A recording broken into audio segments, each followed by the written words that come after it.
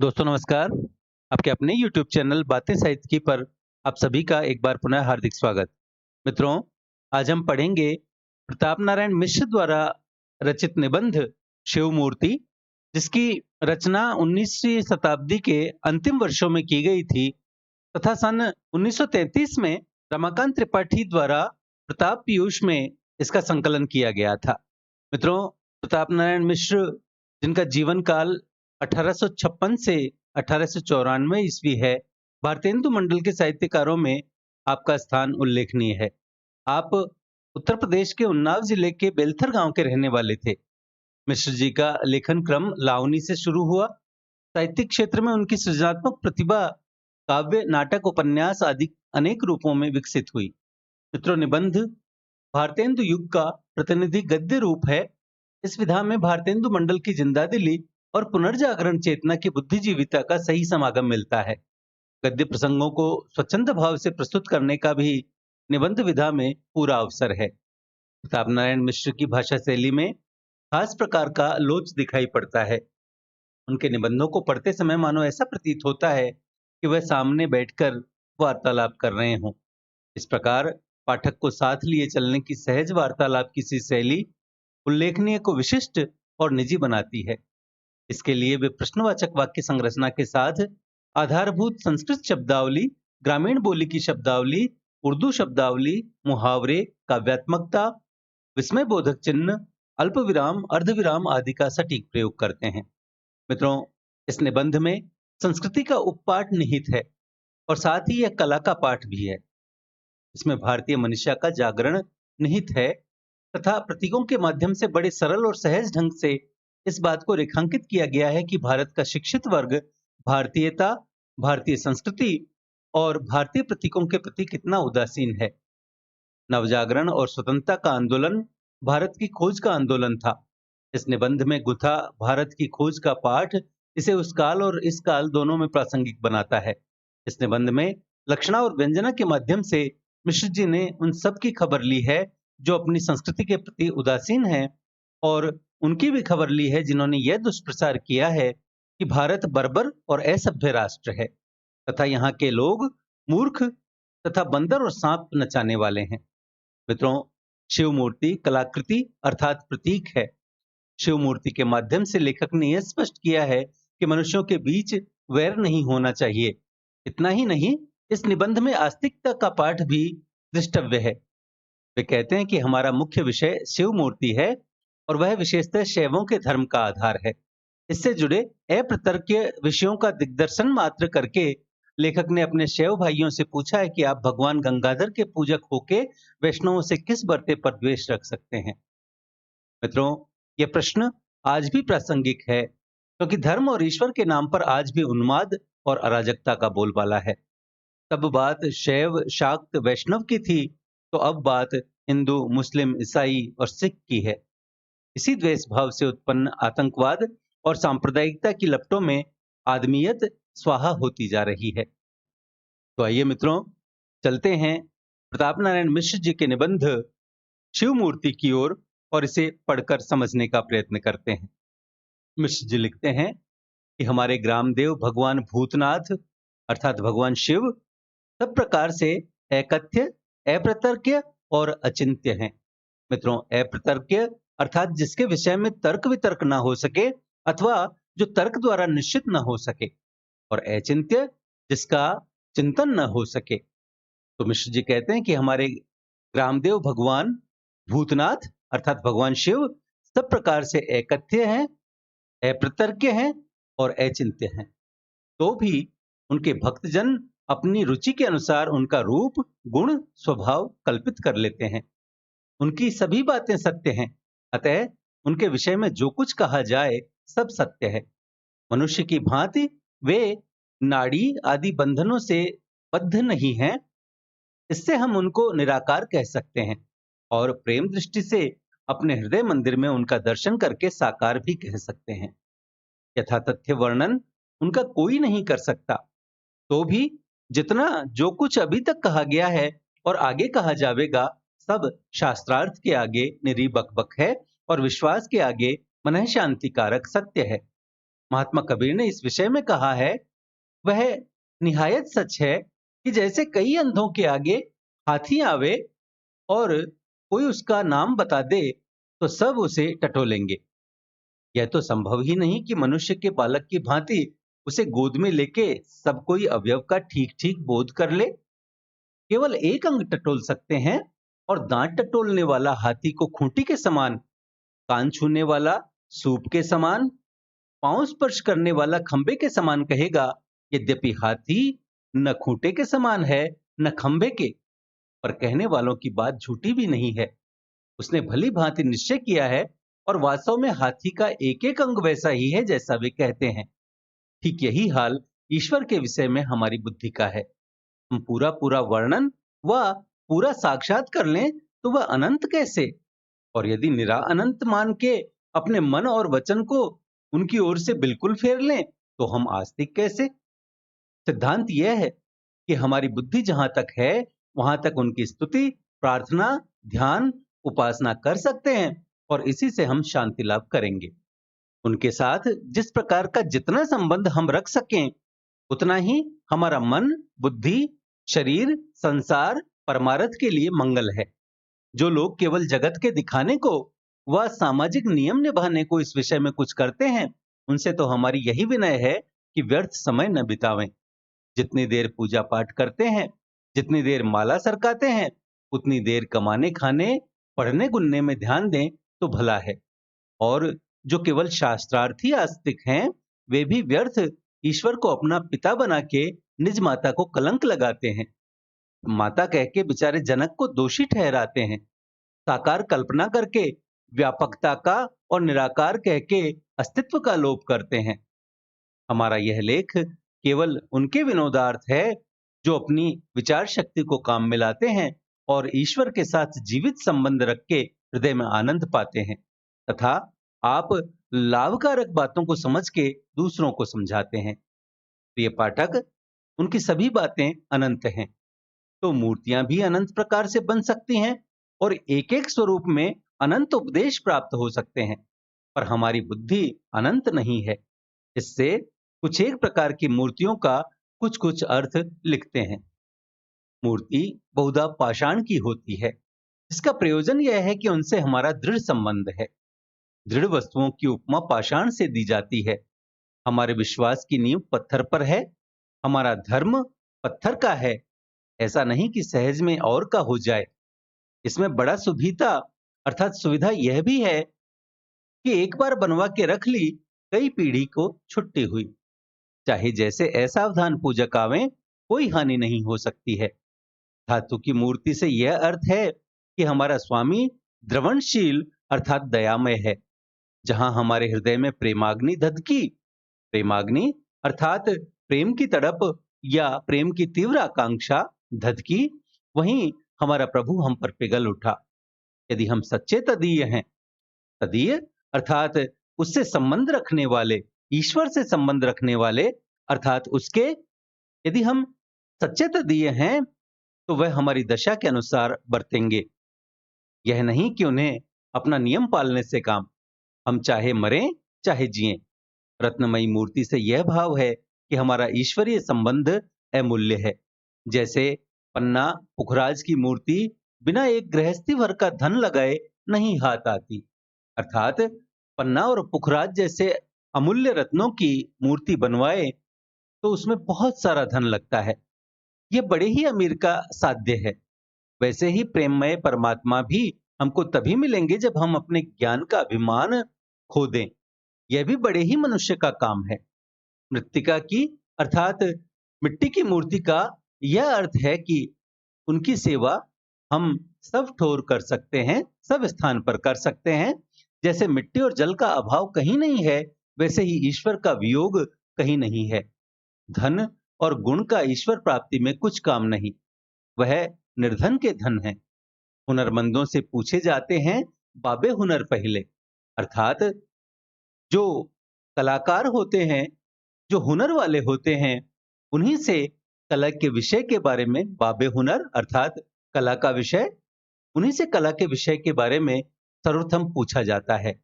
या यूं समझ लो कि सब पदार्थ आदि और अंत में ईश्वर से उत्पन्न है। ईश्वर ही में लय होते हैं। इस बात से दृष्टांत मट्टी से खूब घटता है। गोबर की मूर्ति यह सिखाती है कि ईश्वर आत्मिक रोगों का नाशक है। हृदय मंदिर की कुवासना रूपी दुर्गंध को हरता है। पारे की मूर्ति में यह भाव है कि प्रेमदेव हमारे पुष्टिकारक सुगंधिम पुष्टिवर्धनम। मित्रों, सुगंधिम पुष्टिवर्धनम अर्थात सुगंधिम सुगंधिम का अर्थ है धूप की तरह आनंददायक, और पुष्टिवर्धनम अर्थात वह जो स्वस्थ आध्यात्मिक जीवन के लिए हमारे जीवन शक्ति को बढ़ाता है। तो पारे की मूर्ति में यह भाव है कि प्रेमदेव हमारे पुष्टिकारक सुगंधिम पुष्टिवर्धनम। यह मूर्ति बनाने व बनवाने की सामर्थ्य न हो तो पृथ्वी और जल आदि अष्ट मूर्ति बनी बनाई पूजा के लिए विद्यमान है। मित्रों, यहाँ मिश्र जी शिव जी की अष्ट मूर्ति की चर्चा करते हैं। शिव जी की अष्ट मूर्तियों का अर्थ है क्षिति, जल, तेज, वायु, आकाश, जयमान, अर्क और चंद्र, अथवा दूसरे अर्थों में सर्व, भव, रुद्र, उग्र, भीम, पशुपति, ईशान और महादेव। किंतु यहाँ पृथ्वी और जल का उल्लेख किया गया है, इसलिए इसका प्रथम अर्थ ही समीचीन मालूम होता है। अर्थात शिव जी की जो 8 मूर्तियां हैं वे हैं क्षिति अर्थात पृथ्वी, जल, तेज, वायु, आकाश, जयमान, अर्क और चंद्र। और इसलिए मिश्र जी कहते हैं कि यह मूर्ति बनाने व बनवाने की सामर्थ्य न हो तो पृथ्वी और जल आदि अष्ट मूर्ति बनी बनाई पूजा के लिए विद्यमान है। आगे मिश्र जी कहते हैं कि वास्तविक प्रेम मूर्ति मनोमंदिर में विराजमान है, पर यह दृश्य मूर्तियां भी निरर्थक नहीं हैं। इनके कल्पनाकारी मूर्ति निंदकों से अधिक पढ़े लिखे थे। मूर्तियों के रंग भी यद्यपि अनेक होते हैं, पर मुख्य रंग 3 हैं। श्वेत, जिसका अर्थ यह है कि परमात्मा शुद्ध है, स्वच्छ है, उसकी किसी बात में किसी का कुछ मेल नहीं है, पर सभी उसके ऐसे आश्रित हो सकते हैं जैसे उजले रंग पर सब रंग। वह त्रिगुणातीत तो हुई। त्रिगुणातीत अर्थात निराकार या निर्गुण, पर त्रिगुणालय अर्थात तीनों गुण सत, रज और तम, पर त्रिगुणालय भी उसके बिना कोई नहीं। यदि हम सतोगुण में भी कहें तो बेअद भी नहीं करते। दूसरा लाल रंग है जो रजोगुण का वर्ण है। ऐसा कौन कह सकता है कि यह संसार भर का ऐश्वर्य किसी और का है? और लीजिए, कविता के आचार्यों ने अनुराग का रंग लाल कहा है। अनुराग अर्थात प्रेम, प्रेम का रंग लाल कहा है। फिर अनुराग देव का रंग और क्या होगा?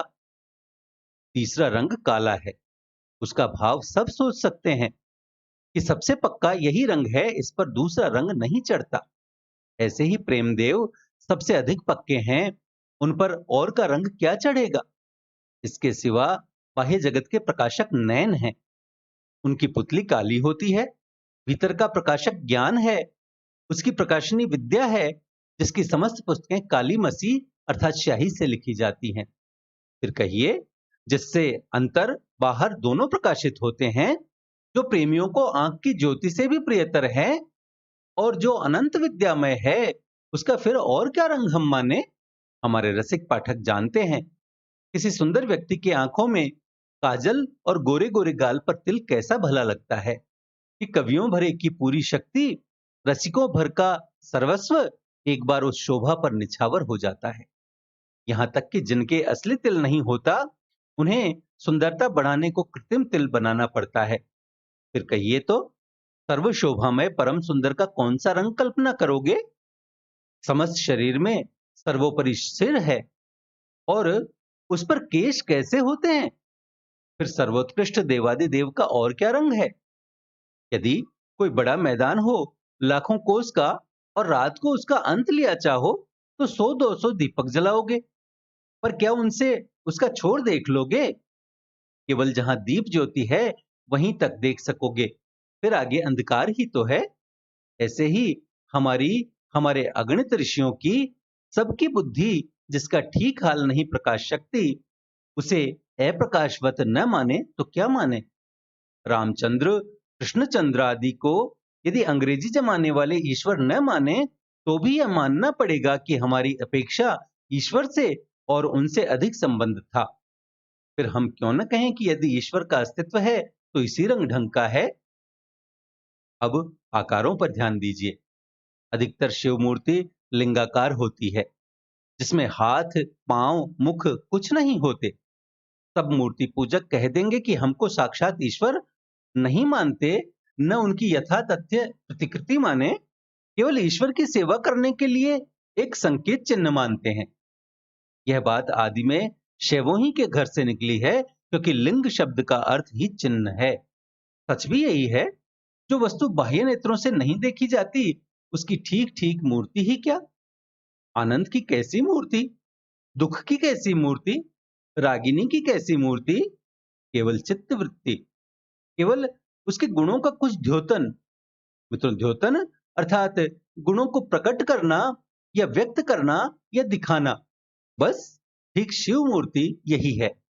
सृष्टि कर्तृत्व, अचिंत्यत्व, अप्रतिमत्व, कई एक बातें लिंगाकार मूर्ति से ज्ञात होती हैं।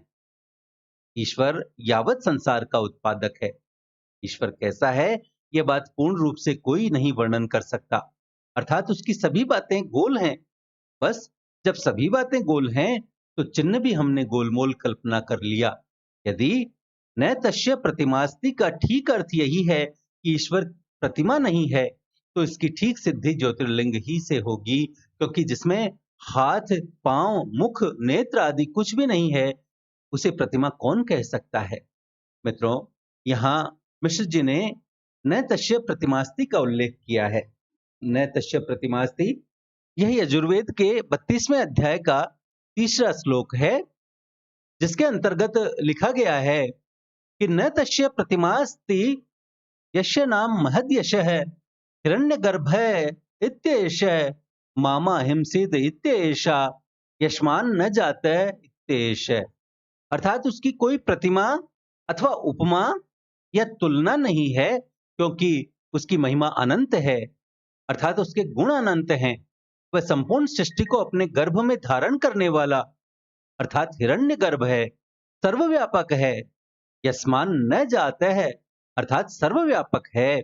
वह हमें सभी पापों अर्थात दुर्गुणों या त्रुटियों से रक्षा करे। मिश्र जी कहते हैं कि यदि नतस्य प्रतिमास्ति का ठीक अर्थ यही है कि ईश्वर प्रतिमा नहीं है, तो इसकी ठीक सिद्धि ज्योतिर्लिंग ही से होगी, क्योंकि जिसमें हाथ, पांव, मुख, नेत्र आदि कुछ भी नहीं है, उसे प्रतिमा कौन कह सकता है। पर यदि कोई मोटी बुद्धि वाला कहे कि जो कोई अवयव ही नहीं, तो फिर यही क्यों नहीं कहते कि कुछ नहीं है।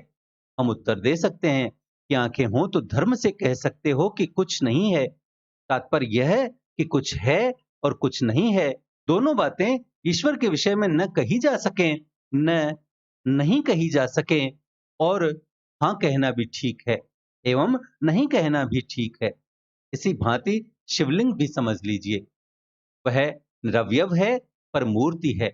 वास्तव में यह विषय ऐसा है कि मन, बुद्धि और वाणी से जितना सोचा समझा और कहा जाए, उतना ही बढ़ता जाएगा, और हम जन्म भर बका करेंगे, पर आपको यही जान पड़ेगा कि अभी श्री गणेशाय नमः हुई है। श्री गणेशाय नमः अर्थात अभी प्रारंभ ही हुआ है। इसी से महात्मा लोग कह गए हैं कि ईश्वर को वाद में न ढूंढो, पर विश्वास में। इसलिए हम भी योग्य समझते हैं कि सावयव अर्थात हाथ, पांव इत्यादि वाली मूर्तियों के वर्णन की ओर झुकें। जानना चाहिए कि जो जैसा होता है, उसकी कल्पना भी वैसी ही होती है। यह संसार का जातीय धर्म है कि जो वस्तु हमारे आसपास हैं, उन्हीं पर हमारी बुद्धि दौड़ती है। फारस, अरब और इंग्लिश देश के कवि जब संसार की अनित्यता का वर्णन करेंगे, तो कब्रिस्तान का नक्शा खींचेंगे, क्योंकि उनके यहाँ शमशान होते ही नहीं है। वे यह न कहें तो क्या कहें कि बड़े बड़े बादशाह आंख में दबे हुए सोते हैं। यदि कब्र का तख्ता उठाकर देखा जाए, तो शायद दो चार हड्डियां निकलेंगी, जिन पर यह नहीं लिखा कि यह सिकंदर की हड्डी है, यह दारा की, इत्यादि। हमारे यहाँ उक्त विषय में शमशान का वर्णन होगा, क्योंकि अन्य धर्मियों के आने से पहले यहाँ कब्रों की चाल ही न थी। यूरोप में खूबसूरती के बयान में अलकावली का रंग अर्थात बालों का रंग काला कभी न कहेंगे, क्योंकि वहां काले बाल होते ही नहीं है। वहां के लोगों के बालों का रंग ताम्रवर्ण का होता है। मिश्र जी कहते हैं कि यहाँ ताम्रवर्ण सौंदर्य का अंग न समझा जाएगा, क्योंकि हमारे यहाँ बालों का रंग काला होता है। ऐसे ही सब बातों में समझ लीजिए, तब समझ में आ जाएगा कि ईश्वर के विषय में बुद्धि दौड़ाने वाले सब कहीं सब काल में मनुष्य ही हैं। अतएव उसके स्वरूप की कल्पना मनुष्य ही के स्वरूप की सी सब ठौर की गई है। इंजील अर्थात बाइबल और कुरान में भी कहीं कहीं खुदा का दाहिना हाथ, बायां हाथ इत्यादि वर्णित है। परंच यह खुला हुआ लिखा है कि उसने आदम को अपने स्वरूप में बनाया। चाहे जैसी उलटफेर की बातें मौलवी साहब और पादरी साहब कहें, पर इसका यह भाव कहीं न जाएगा कि ईश्वर यदि सावयव है अर्थात अवयव वाला है, अंगों वाला है, तो उसका भी रूप हमारे ही रूप का सा होगा। हो चाहे जैसा, पर हम यदि ईश्वर को अपना आत्मीय मानेंगे तो अवश्य ऐसा ही मान सकते हैं जैसों से प्रत्यक्ष में हमारा उच्च संबंध है। हमारे माता पिता, भाई बंधु, राजा गुरु, जिनको हम प्रतिष्ठा का आधार एवं आधेय कहते हैं। मित्रों, आधार जिस पर आधेय टिका होता है और आधेय किसी आधार पर टिकी वस्तु को कहते हैं। तो जिनको हम प्रतिष्ठा का आधार एवं आधेय कहते हैं, उन सबके हाथ, पांव, नाक, मुंह हमारे हस्तपद आदि से अर्थात हाथ पैरों आदि के समान निकले हुए हैं, तो हमारे प्रेम और प्रतिष्ठा का सर्वोत्कृष्ट संबंधी कैसा होगा। बस इसी मत पर सावयव सब मूर्ति मनुष्य की सी मूर्ति बनाई जाती है। विष्णुदेव की सुंदर सौम्य मूर्तियां प्रेमोत्पादनार्थ हैं। प्रेमोत्पादनार्थ अर्थात प्रेम का उत्पादन करने के लिए, प्रेम उत्पन्न करने के लिए, क्योंकि खूबसूरती पर चित्त अधिक आकर्षित होता है। भैरवादी की मूर्तियां भयानक हैं, जिसका यह भाव है कि हमारा प्रभु हमारे शत्रुओं के लिए महाभयजनक है। अथच हम उसकी मंगलमयी सृष्टि में हलचल डालेंगे तो वह कभी उपेक्षा न करेगा। उसका स्वभाव क्रोधी है, पर शिव मूर्ति में कई एक विशेषता है।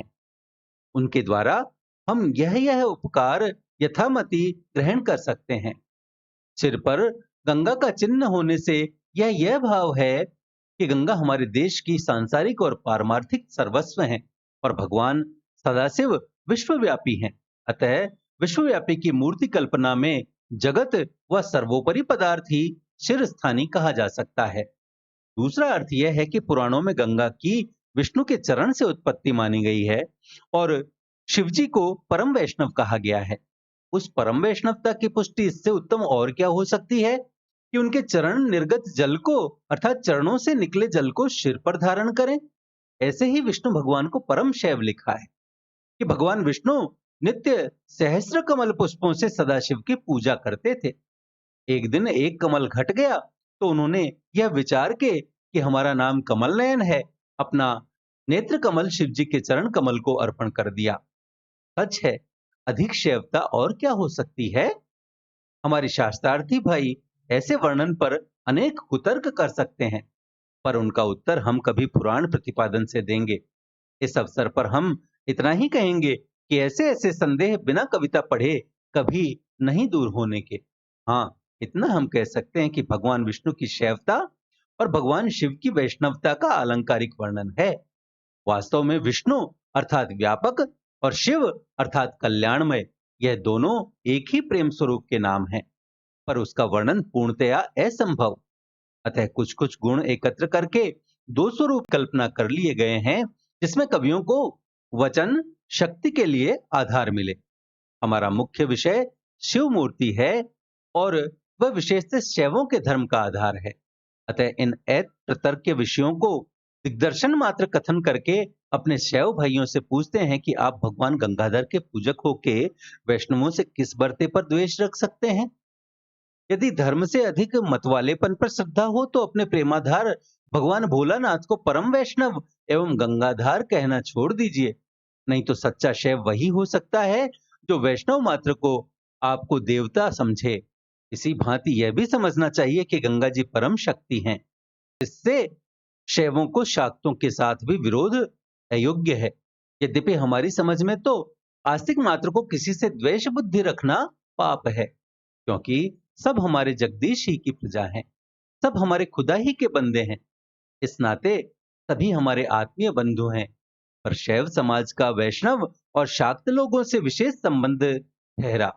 मित्रों, शैव अर्थात शिव के उपासक वैष्णव विष्णु के उपासक और शाक्त शक्ति अर्थात देवी के उपासक। मिश्र जी कहते हैं कि इस नाते हमारे सभी आत्मीय बंधु हैं, पर शैव समाज का वैष्णव और शाक्त लोगों से विशेष संबंध ठहरा। अतः इन्हें तो परस्पर महामैत्री से रहना चाहिए। शिव मूर्ति में अकेली गंगा कितना हित कर सकती हैं? इसे जितने बुद्धिमान जितना विचारें उतना ही अधिक उपदेश प्राप्त कर सकते हैं। इसलिए हम इस विषय को अपने पाठकों के विचार पर छोड़ आगे बढ़ते हैं। बहुत मूर्तियों के 5 मुख होते हैं, जिससे हमारी समझ में यह आता है कि यावत संसार और परमार्थ का तत्व तो 4 वेदों में आपको मिल जाएगा, पर यह न समझिएगा कि उनका दर्शन भी वेद विद्या ही से प्राप्त है। जो कुछ 4 वेद सिखलाते हैं, उससे भी उनका रूप, उनका गुण अधिक है। वेद उनकी वाणी है, केवल 4 पुस्तकों पर ही उस वाणी की इति नहीं है। एक मुख और है, जिसके प्रेममयी वाणी केवल प्रेमियों के सुनने में आती है। केवल विद्याभिमानी अधिकाधिक 4 वेद द्वारा बड़ी हद 4 फल अर्थात धर्म, अर्थ, काम और मोक्ष पा जाएंगे, पर उनके पंचम मुख संबंधी सुख औरों के लिए हैं। शिव मूर्ति क्या है और कैसी है, यह बात तो बड़े बड़े ऋषि मुनि भी नहीं कह सकते। हम क्या हैं? पर जहां तक साधारणतया बहुत सी मूर्तियां देखने में आई है, उनका कुछ वर्णन हमने यथामति किया।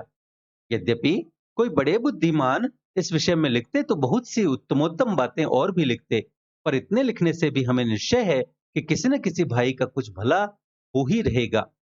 मरने के पीछे कैलाशवास तो विश्वास की बात है।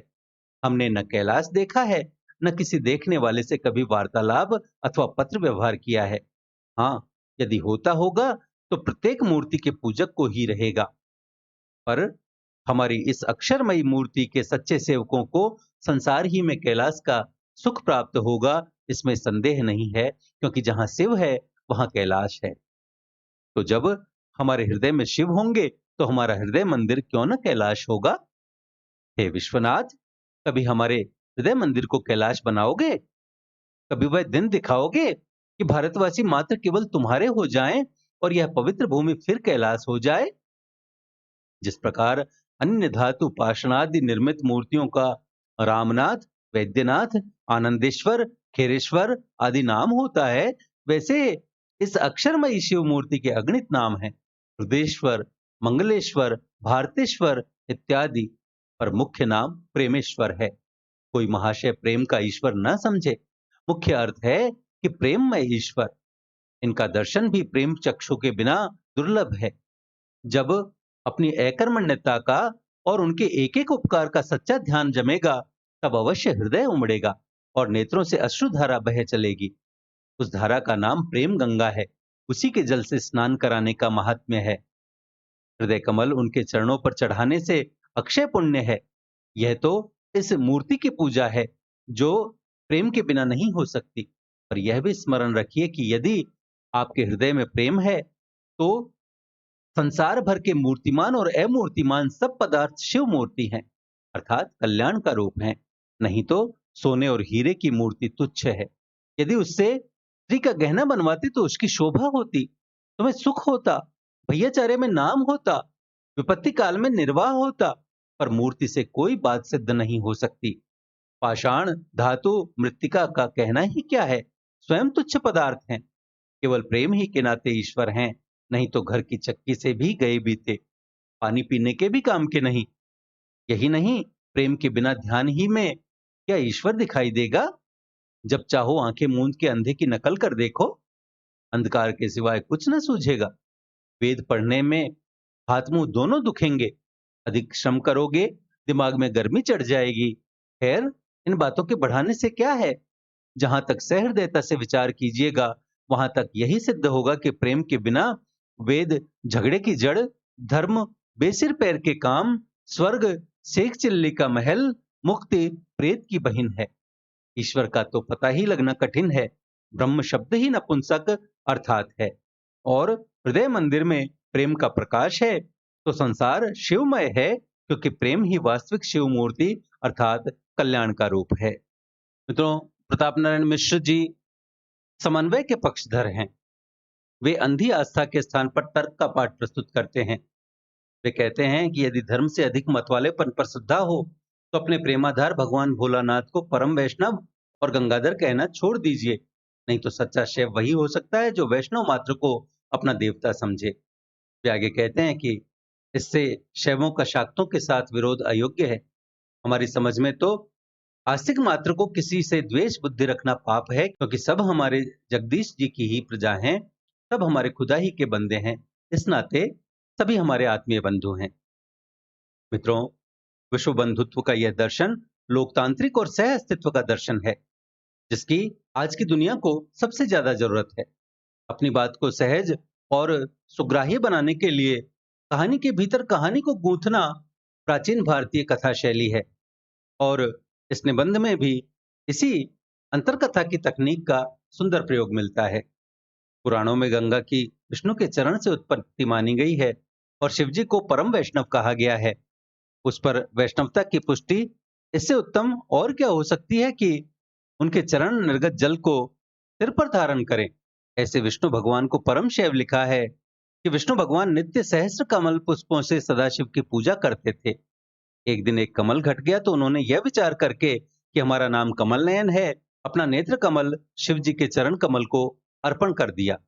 मित्रों, इस अंश को पढ़ते समय स्वतः ही निराला की प्रसिद्ध लंबी कविता राम की शक्ति पूजा की याद आ जाती है। राम शक्ति की मौलिक संकल्पना करते हैं। वस्तुतः शिव और विष्णु की परस्पर आराधना के उल्लेख के द्वारा लेखक ने भारतीयों को परस्पर सम्मान की सीख दी है, जो हमें आज भी चाहिए। प्रस्तुत निबंध में मिश्र जी पहले मूर्तियों की चर्चा करते हैं, बाद में धातुओं की चर्चा करते हैं जिनसे मूर्तियों का निर्माण किया जाता है, और फिर मूर्तियों के रंगों की चर्चा करते हैं, और तत्पश्चात मूर्तियों के आकार की चर्चा करते हैं। पूरा निबंध अपने आप में एक सुगठित प्रोक्ति का नमूना है। मित्रों, प्रोक्ति किसी बात को कहने के लिए प्रयुक्त वाक्यों के उस समुच्चय को कहते हैं जिसमें एक से अधिक वाक्य आपस में सुसंबद्ध होकर अर्थ और संरचना की दृष्टि में एक इकाई बन गए हों। प्रस्तुत निबंध में प्रोक्ति की जिन रणनीतियों को काम में लिया गया है वे हैं प्रश्न चिन्ह। इस निबंध में अनेक स्थानों पर प्रश्न वाक्यों का निर्माण किया गया है, जैसे फिर अनुराग देव का रंग और क्या होगा, तथा ऐसे ही प्रेमदेव सबसे पक्के हैं, उन पर और का रंग क्या चढ़ेगा। इसके अतिरिक्त फिर आनंद की कैसी मूर्ति, दुख की कैसी मूर्ति आदि। इसके अतिरिक्त अल्प विराम अथवा कौमा, इसका भी प्रयोग किया गया है, जैसे उसकी सभी बातें अनंत हैं तो मूर्तियां भी अनंत प्रकार से बन सकती हैं, तथा प्रेम के बिना वेद झगड़े की जड़, धर्म बेसिर पैर के काम, स्वर्ग शेख चिल्ली का महल, मुक्ति प्रेम ही की बहन है। इसी प्रकार विस्मय बोधक चिन्हों का भी प्रयोग किया गया है, जैसे विश्वास के आगे मन शांति कारक सत्य है, आप लाभकारक बातों को समझ के दूसरों को समझाते हैं। इसी प्रकार केवल चित्तवृत्ति, केवल उसके गुणों का कुछ द्योतन आदि। इसके अतिरिक्त अर्थ पर बल दिया गया है, जैसे बस ठीक शिव मूर्ति यही है, और बस इसी मत पर सावयव सब मूर्ति मनुष्य के ऐसी मूर्ति बनाई जाती है। इसके अतिरिक्त संबुद्धता का प्रयोग किया गया है, जैसे प्रिय पाठक, उसकी सभी बातें अनंत हैं तो मूर्तियां भी अनंत प्रकार से बन सकती हैं। इसके अतिरिक्त फिर कहिए, जिससे भीतर बाहर दोनों प्रकाशित होते हैं, जो प्रेमियों को आंख की ज्योति से भी प्रियतर है, जो अनंत विद्यमान है, उसका फिर और क्या रंग हम माने। इसी तरह मिश्र जी ने पुनरावृत्ति का भी प्रयोग किया है, जैसे न कही जा सके न नहीं कही जा सके, और हाँ कहना भी ठीक है एवं न कहना भी ठीक है। तो मित्रों, भाषा का प्रयोग कैसे करना चाहिए इसका सशक्त उदाहरण है प्रताप नारायण मिश्र जी के निबंध। रामस्वरूप चतुर्वेदी जी ने कहा है कि भाषा केवल संप्रेषण का साधन नहीं है, वह हमारा व्यक्तित्व है। मिश्र जी की भाषा में उनका व्यक्तित्व झलकता है। वे परिहास करते समय भी चूकते नहीं। प्रस्तुत निबंध में भी कहा है उन्होंने कि जितनी देर पूजा पाठ करते हैं, जितनी देर माला सरकाते हैं, उतनी देर कमाने, खाने, पढ़ने, गुनने में ध्यान दें तो भला है। मित्रों, नवजागरण काल के अन्य सजग समशील लेखकों की भांति प्रताप नारायण मिश्र सोई हुई भारतीय जनता को चेताते हैं। भारतीयता उनका मुख्य स्वर है। भारतीयों को चेतावनी देने की शैली प्रस्तुत निबंध में भी विद्यमान है। मिश्र जी लिखते हैं कि यह संसार का जातीय धर्म है कि जो वस्तु हमारे आसपास है उन्हीं पर हमारी बुद्धि दौड़ती है। फारस, अरब और इंग्लिश देश के कवि जब संसार की अनित्यता वर्णन करेंगे तो कब्रिस्तान का नक्शा खींचेंगे, क्योंकि उनके यहाँ शमशान होते ही नहीं है। वे यह न कहें तो क्या कहें कि बड़े बड़े बादशाह खाक में दबे हुए सोते हैं। इससे आगे मिश्र जी चुटकी लेते हुए कहते हैं कि यदि कब्र का तख्ता उठाकर देखा जाए तो शायद दो चार हड्डियां निकलेंगी जिन पर यह नहीं लिखा कि यह सिकंदर की हड्डी है या दारा की। मित्रों, यह पुनर्जागरण चेतना नहीं तो और क्या है। मित्रों, जीवंतता भाषा का प्रमुख लक्षण है और यह जीवंतता विशेषतः लौकिकीकरण के माध्यम से उभरती है। भारतेंदु मंडल के गद्यकारों की विशेषता है खड़ी बोली का लौकिकीकरण। प्रस्तुत निबंध शिवमूर्ति में प्रताप नारायण मिश्र जी ने लोक शब्दावली, उर्दू शब्दावली और मुहावरों का प्रयोग किया है, जैसे शास्त्रार्थ के आगे निरी बकबक और अंधों के आगे हाथी आवे और माला सरकाते हैं, बड़ा सुभीता, पुस्तकें काली मसी में लिखी जाती हैं, किस बिरते पर द्वेष रख सकते हैं आदि। उर्दू शब्दों की बात की जाए तो बेअदबी, हुनरमंद, खाक आदि उर्दू शब्दों का प्रयोग किया है। और सुक्तियों, मुहावरों की बात की जाए तो बेसिर पैर के काम, आंखें मूंद कर अंधे की नकल कर देखो, घर की चक्की से भी गए बीते आदि। तो मित्रों, यह कहा जा सकता है कि प्रताप नारायण मिश्र के निबंधों में नवनिर्माण, भारतीयता, जागरण, संस्कृति, आस्तिकता, प्रतीकीकरण, सौमनस्य और बंधुता आदि परिलक्षित हैं। उन्होंने सहृदयता और प्रेम की जो व्याख्या की है उसका समाहार उन्होंने इस निबंध की अपनी अंतिम पंक्ति में कर दिया है कि हृदय मंदिर में प्रेम का प्रकाश है तो संसार शिवमय है, क्योंकि प्रेम ही वास्तविक शिव मूर्ति अर्थात कल्याण का रूप है। तो मित्रों, यह था प्रताप नारायण मिश्र जी का निबंध शिव मूर्ति। आशा है आपको हमारा यह प्रयास पसंद आया होगा। वीडियो को लाइक करें, अपने मित्रों के साथ साझा करें। पीडीएफ तथा अन्य सहायता के लिए हमसे टेलीग्राम पर जुड़ें। चैनल को सब्सक्राइब करें और भविष्य के सभी वीडियोज की सूचना अपने तक सबसे पहले पहुंचाने के लिए घंटी वाला बटन दबाएं और देखते रहें बातें साहित्य की। धन्यवाद।